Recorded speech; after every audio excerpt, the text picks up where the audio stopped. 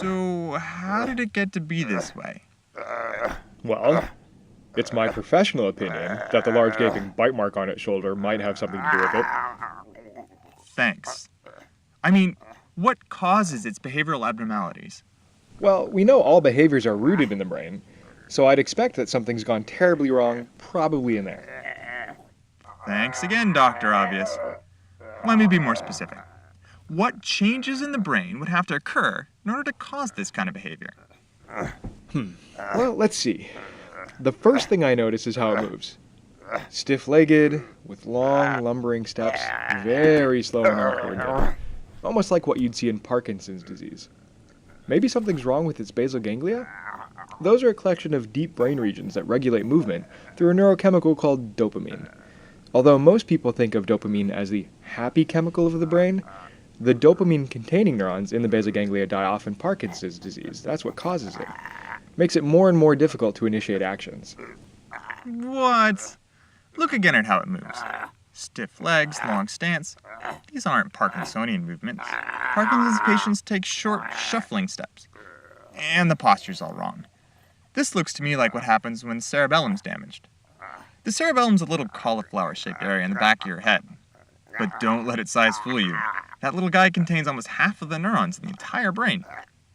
Patients who suffer degeneration from this region, something called spinocerebellar ataxia, show a lack of coordination that results in stiff legs, wide stance, and a lumbering walk.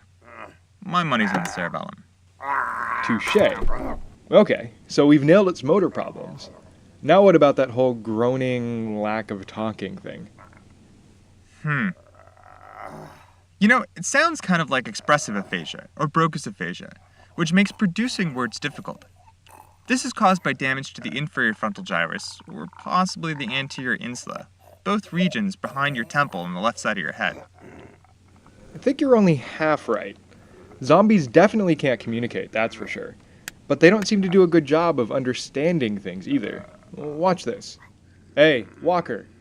Your father smelled of elderberries. See? No reaction.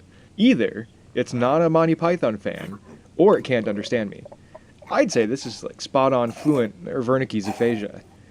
Damage to an area at the junction of two of the brain's lobes, temporal and parietal, typically on the left side of the brain, is the culprit.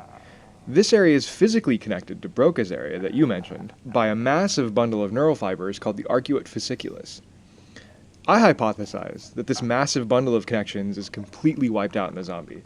It would be like taking out the superhighway between two cities. One city that manufactures a product and the other that ships it out to the rest of the world. Without that highway, the product distribution just shuts down.